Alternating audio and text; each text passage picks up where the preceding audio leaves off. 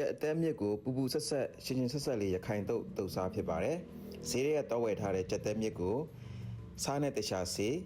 အရသာမုံနဲ့နေပြီးတော့နှက်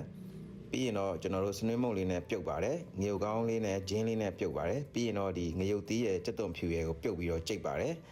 ပြီးရင်ခရမ်းညစ်သီးလှီးထည့်ပါတယ်ကြက်သွန်အနီလှီးထည့်ပါတယ်ပင်စိမ်းရွက်တွေလှီးထည့်ပါတယ်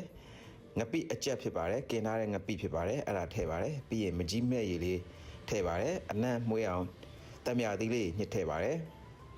ပြီးရင်တော့အရသာမှုတ်လေးထည့်ပါတယ်အချက်သားမှုတ်တို့အချုံမှုတ်တို့စားတို့ပေါ့နော်ချုံမှုတ်နည်းနည်းပဲထည့်တယ်ပြီးရင်တော့ဒီငပိကိုအရင်ဆုံးတမအောင်နေပြီးတော့ဖွားလေးတွေလိုက်နေလိုက်ပါတယ်အဲ့ဒါဆိုရင်တော့အရန်အရသာရှိတဲ့ကြက်အသေးမြင့်ရခိုင်တုတ်ရပါပြီစီလုံးဝမထည့်ပါဘူးစားလို့အရန်ကောင်းပါတယ်တုတ်လည်းတုတ်ပြီးတော့အရန်များသွားပြီလောက်ကြပါအောင်ကျွန်တော်တယောက်တည်းမကုန်တော့ဘူးတနေ့ကုန်စားရမှာဘယ်လိုလုပ်ရမလဲမသိဘူးတခွားသီးအေးအေးလေးနဲ့စားရင်ပိုကောင်းပါတယ်ကျွန်တော်ရေခဲတက်တာလေးထည့်ထားတာ